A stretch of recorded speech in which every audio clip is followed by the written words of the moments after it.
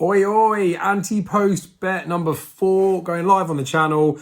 Technically, it's the 5th Antepost bet that I've had. gg.co.uk. I'm doing the weekly column on there again. Cheltenham countdown stuff where I review some of the performances from last week, look ahead to something that's coming up for this week ahead, and we'll put you in the direction of some potential bets you may want to consider.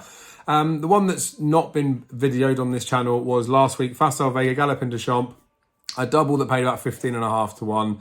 Main reason I didn't put it up is, I don't know actually, to be honest with you. I probably should have done small stakes, right? I haven't had a lot on that. I've had 25 on that double. I think it's 25, in and around 25 quid. So it was more, I guess, kind of like a novelty type bet, but I wanted to get Facile Vega in the book. Didn't want to risk too much cash in the foresight, and I just thought we'll get it in. Anyway, that's not the point of talking about this video. You probably guessed from the thumbnail, or if you've already read the article, who this horse is. It's in the Brown Advisory Novices Chase, the Broadway Novices Chase.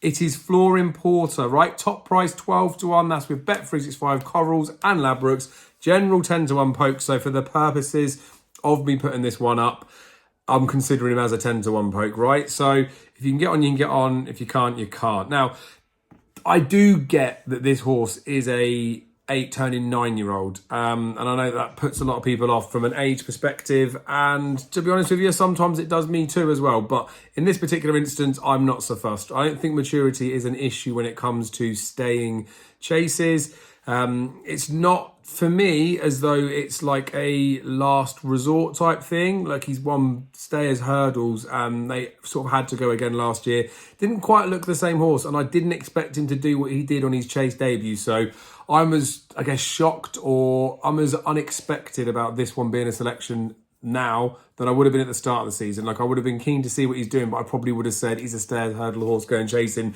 swerve away. But price dictates a lot, right? In the column, which I'll share a link to, so you can go and read in a bit more depth than I'll quickly skim over here.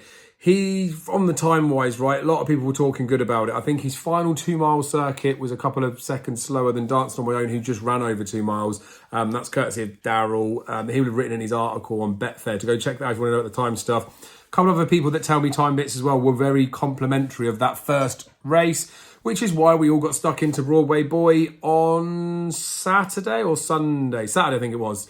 Now, that makes Florin Porter's performance be franked, because I know Broadway Boy was giving him £5, but Florin Porter doused him, didn't he? And then Broadway Boy, again, using form lines of another horse to boost one is a little bit risky, but his time comparisons with Stage Star, who did look good, speak really favourably. So he's 145 now, I think, Broadway Boy. Where they go with him, I don't 100% know, but I would say that Florin Porter would spank Broadway Boy every time they met. And I don't know. I just think it looks good. So the time people have told me it's good, I trust them more than do my own stuff. And that's not my full basis for backing things, right?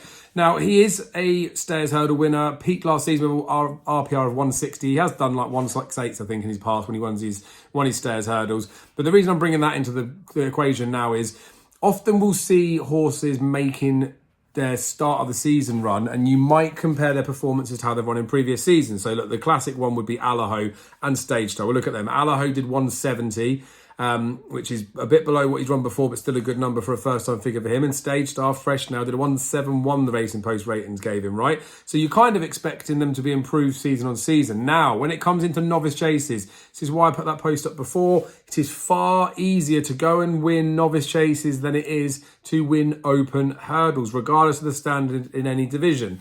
Now, Florin Porter got 148 for his chase debut at Cheltenham. I'm going to talk about some other novice chase debut RPRs, right? Horses will progress through the season as it goes on. Lots of horses will do 160s potentially when it gets to Cheltenham. They'll probably, or might do it before then. But novice chase debuts, right? I've listed 10 in here in the context of horses who might be in contention for the Brown Advisory. Of course, Iroquo's got a foot injury, so won't be there. But Iroquo did 150, right? Florin Porter was 148. Stay Away Faye, 143. Affadale Fury, 143. Maxim, 143. Giovinco, 141. Favori de Champdou, 140. American Mike, 140. Let's be clear about it, 138. Grange KOS, 137. The point of me saying you all of that is, look, Florin Porter is right up there with those start runs. But if we look at the last 10 actual winners of a Brown Advisory, there's only one horse that's exceeded 148, and that was Champ. He posted a 152. Now, Monkfish equaled it of a 148, but La Homme Presse and Don Poli were 147 first time over fences. So the point of me bringing this into it is there is a certain line you probably want to reach, right? Talked about those ones in terms of winning. If we look at 7 of the last 10 winners, they posted at least 144 on that Chase debut, except for the trio that didn't, which was 2017, 2018, 2019, which is Mike Bike presenting Percy top of the game. So it's not the be all and end all, but as a nice little stamping thing for me to make my case for Flooring Porter, I think it reads pretty well, right? He is 8 going 9. Thistlecrack was 8 going 9 as a stairs hurdler going into chasing. He obviously won a King George, favourite for a Gold Cup. He didn't make it to the Gold Cup because he was injured. Now, Flooring Porter isn't quite as good as Thistlecrack, so he isn't going to be going down the Gold Cup route, but he is good enough to win a Broadway Novices Chase. The age thing doesn't particularly bother me. We've had 8-year-old winners in recent years. Don Poli at 6 is the last 6-year-old to win it. That could be seen as a negative, and you've got Gaelic Warrior at the front of the market, who is that 6-year-old. I've got my issues and concerns with Gaelic Warrior. We haven't seen him over fences yet. We don't know how he'll hang, whether he'll jump right or what he's particularly going to do. And I'm completely and utterly sold on him being like a dour stayer. Yes, he stayed at Punchestown. He could well be just good at all different trips. But he is the most likely horse to throw a massive challenge into the Flooring Porter, but he is favourite. And Flooring Porter is probably where he should be in the market. So I could go into this in a little bit more detail, but we'll just keep this concise. Go read the article if you want to see some more bits in there and thoughts about other horses in the division. But I think the 12 to 1, which is the top price you can get, or even the 10 to 1 general, is around about the price he should be, if not a little bit high, right? Probably wouldn't have him too much shorter, but maybe 6 or 7 to 1 poke, 8, something like that. So he is a bet. He's not a stupidly strong fancied bet in the grand scheme of everything, but I think he's a fairly secure bet that we know where he's going.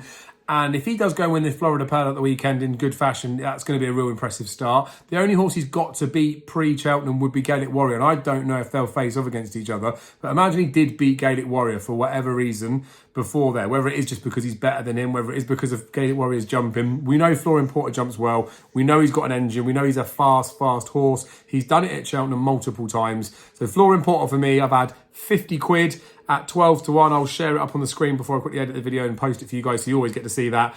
So that's where I'm at. Be lucky, go well, good racing this weekend, and I've got some content coming out soon that I think you guys are going to enjoy. Be lucky, make sure you subscribed, and I'll see you soon.